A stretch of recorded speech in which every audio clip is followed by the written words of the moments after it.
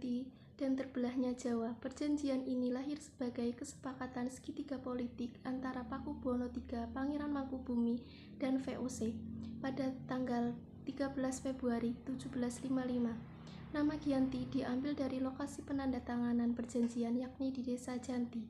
Dalam pelafalan Belanda, ia tersebut sebagai Ianti, sedangkan secara tertulis ia terbaca sebagai Giyanti. Tempat tersebut sekarang sering dikenal dengan Dukuh Kerten Janti Harjo, Karanganyar, Jawa Tengah. Dahulu, perjanjian ini dibuat dalam rangka meredam api konflik yang terjadi secara berlarut-larut. Pasca perpindahan Keraton Kartasura ke Surakarta, api dari peristiwa geger pecinan ini ternyata belum juga padam. Ketika itu, Mangkubumi membantu Pakubuwono II dalam meredam api konflik dan mendapatkan hadiah berupa sebidang tanah. Namun, luas tanah yang diberikan menimbulkan kecemburuan. Salah satu pangeran mengeluhkan ketidakadilan kepada gubernur Baron van Inhofe.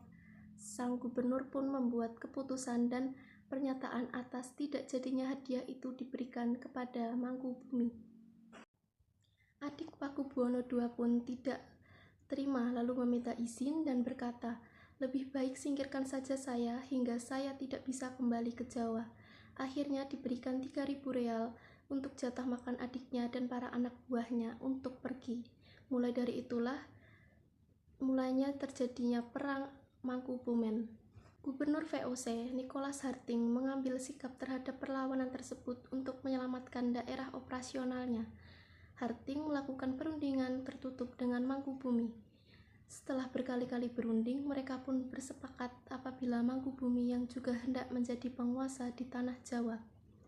Tanggal 23 September 1754, nota terhadap VOC dan Mangkubumi terlaksana, dan nota tersebut disampaikan kepada Pakubuwono II yang menjadi pengganti Pakubuwono III.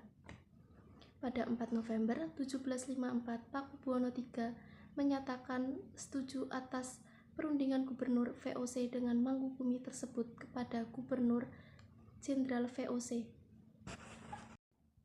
Kesepakatan ini mendorong sebuah perjanjian besar yang ditandatangani di Desa Giyanti beberapa kilometer di sebelah timur Surakarta.